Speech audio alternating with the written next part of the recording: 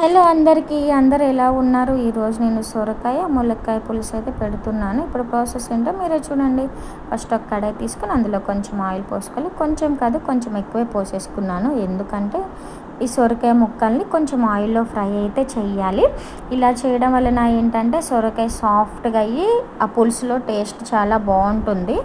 పులుసులో డైరెక్ట్గా ఉడికించడం కంటే ఇలా ఆయిల్లో ఫ్రై చేయడం వల్ల ముక్క అనేది సాఫ్ట్గా అయ్యి చాలా జ్యూసీగా అవుతుందన్నమాట. మీరు ట్రై చేయండి, ఇలా చాలా టేస్టీగా అవుతుంది.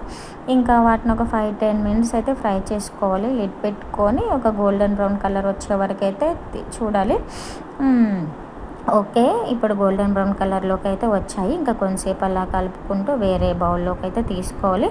మా పిల్లలు ఇద్దరైతే పడుకున్నారండి. ఇంకా వాళ్ళు పడుకున్నప్పుడే నేను ఏ వర్క్ అయినా చేయగలుగుతా, లేదు అంటే అస్సలు చేయనివ్వరు. మా రియా పాప పెద్ద అవుతూ ఉంటే చాలా అల్లరి ఎక్కువ అవుతుంది, చాలా నాటీగా అవుతుంది.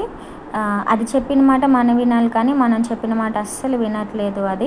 ఇంకా సరే అని చెప్పి ఇంకా నేను అది పడుకున్నప్పుడు వంట చేయొచ్చులే అని ఇంక ఇలా అయితే చేస్తున్నాను.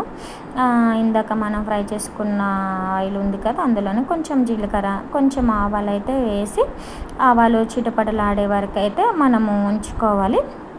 ఆ తర్వాత కట్ చేసుకొని పెట్టుకున్న ఆనియన్స్ ఉన్నాయి కదా, వాటిని వేసుకొని ఫ్రై అయితే చేసుకోవాలి. మా చిన్న పాప ఓకే, కానీ మా రియాతోనే టార్చరు. ఇంకా ఈ ఏజ్ పిల్లలు ఇంతే చేస్తారు కదా, మాట వినరు, చెప్పిన మాట అర్థం చేసుకోరు, వాళ్ళకి నచ్చిందే చేస్తారు. ఇందులో కొంచెం పసుపు, కొంచెం సాల్ట్ అయితే వేసుకోవాలి. వేసుకొని కొంచెం కలుపుకోవాలి. మనం ఇందాక ఫ్రై చేసుకొని పెట్టుకున్నాం, కొంచెం అల్లం పేస్ట్ కూడా వేసాను, ఎందుకంటే టేస్ట్ బాగుంటుంది. ఈ curry like non veg curry లాగే ఉంటుంది. మీరు ట్రై చేసండి, ట్రై చేసి నా కామెంట్లో చెప్పండి. లిటరలీ అలానే ఉంటుంది, చాలా టేస్టీగా ఉంటుంది, చాలా ఎమ్మీగా కూడా ఉంటుంది. ఇందాక మనం ఫ్రై చేసుకున్న సొరకాయ ముక్కలను అయితే వేసేసాను. యాక్చువల్గా ఒక మిస్టేక్ అయితే చేశాను.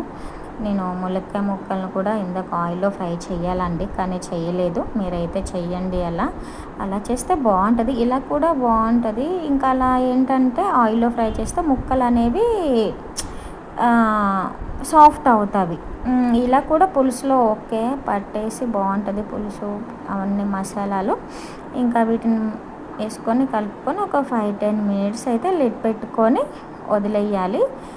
కొంచెం మగ్గుతాయి ములక్కాయలు అనేవి. ఇంకా అలా వదిలేసిన తర్వాత ఇందులో కారం, ధనియా పౌడరు, ఒక సీక్రెట్ మసాలా అయితే వేసాను. అదేంటంటే మ్యాగీ మసాలా అండి. మ్యాగీ ప్యాకెట్లో వచ్చే కాకుండా సపరేట్ మ్యాగీ మసాలా అంటే ఇస్తారు, మీరు షాపులలో అడగండి.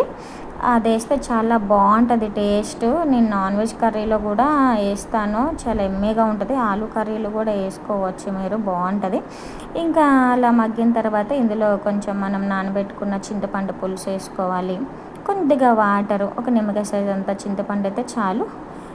గ్రేవీ థిక్నెస్ కోసం కొంచెం శనగపిండిని తీసుకొని వాటర్లో కలిపి అయితే వేసుకోవాలి. ఇంకా ముక్కలు మగ్గడం కోసం పులుసు దగ్గర పడాలి. లిడ్ అయితే పెట్టుకొని ఒక 5-10 మినిట్స్ అయితే ఉంచుకోవాలి. ఇంకా కొంచెం పులుసు దగ్గరికి రావాలి. ఇంకా మా రియా పాప అయితే లేచి ఆల్రెడీ నా దగ్గరకు వచ్చి సతాయిస్తుంది, కానీ నేనే వీడియో తీయలేదు. ఎందుకు అని చెప్పి వీడియో చూస్తున్నారు కానీ సబ్స్క్రైబ్ అయితే చేసుకోవట్లేదండి.